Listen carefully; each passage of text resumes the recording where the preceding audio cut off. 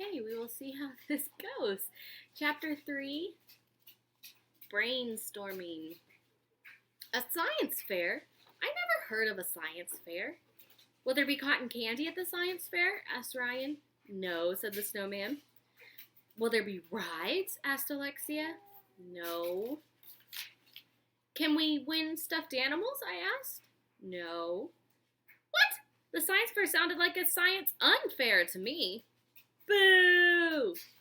Everybody was booing and hooting and hollering and freaking out. Mr. Docker held up his hand and made a V with his fingers. That's the victory peace sign. It means shut up. The science fair is going to be fun, the snowman told us. Each of you can do an experiment, just like a real scientist.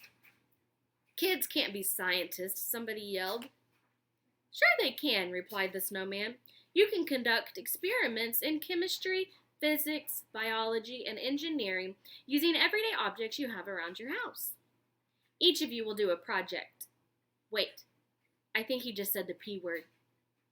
Project. It's a horrible word because it means work. It means cutting and pasting and drawing and gluing and folding and stapling stuff. I'd rather fall into quicksand than do a project. I'd rather get attacked by a porcupine than do a project. I'd rather go to school on the weekend than do a project. Will there be prizes for this project? Asked Andrea. Who will do anything as long as she might win a prize so she can show that she's better than everybody else? Yes, said the snowman.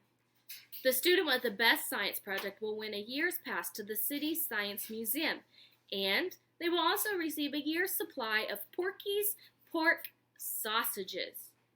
Yay! Everybody started cheering.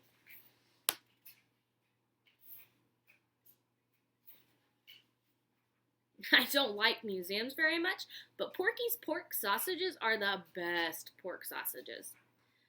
Ooh, I hope I win, said Little Miss Perfect as we filed out of the all-porpoise room. Remember, they call it the porpoise room, which porpoise is another word for a dolphin. It's actually like their scientific name, I believe. Me too, said Emily, who always agrees with everything Andrea says. When we got back to class, Mr. Cooper passed out. He passed out paper and pencils. He told us to start taking notes and brainstorming about science fair ideas. Brainstorming is when you have a storm in your brain, so it has the perfect name. I need to use the restroom, he said. I'll be back in a few minutes to see how you're making out. Ooh, gross, we all shouted. As soon as Mr. Cooper left, Ryan, Michael, Neil, and I snapped into action. We got up on our chairs and shook our heinies at the class. Boys, Andrea said, rolling her eyes, while you waste your time acting like boys, I'm going to get to work so I can win the science fair contest. I really didn't care about winning the science fair contest. I just wanted to make sure that Andrea didn't win.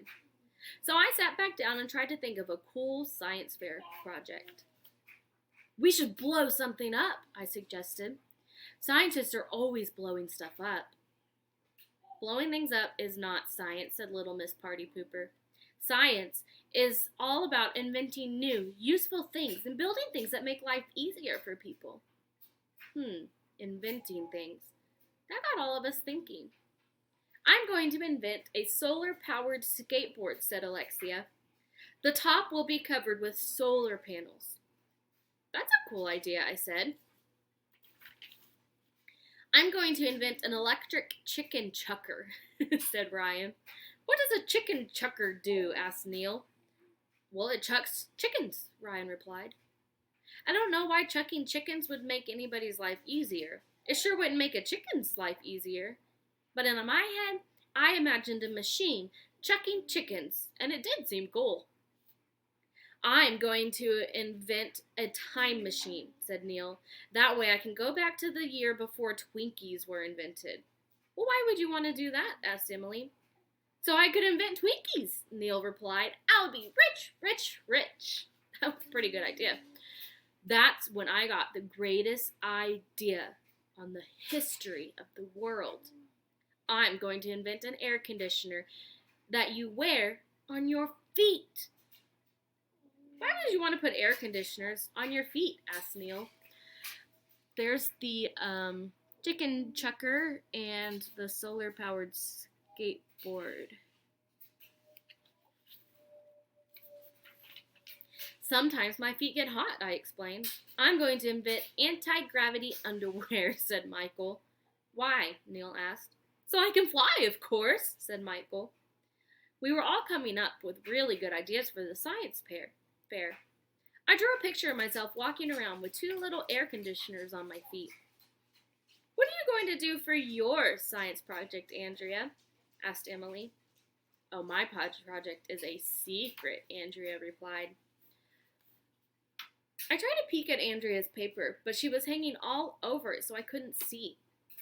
I still say we should blow something up, I announced. Maybe we can invent a robot that will make people's lives easier, and then we'll have to blow it up when the robot turns evil. I saw that in a movie once. At that moment, the weirdest thing in the history of the world happened. I glanced toward the doorway and saw the snowman's frizzy psycho hair in the corner. He was rubbing his hands together and listening to our conversation. I don't care what anybody says, the snowman is definitely crazy, and he probably wants to take over the world. There are only 2 reasons why anybody ever rubs their hands together. Either they want to take over the world, or they're cold. And the snowman was not cold.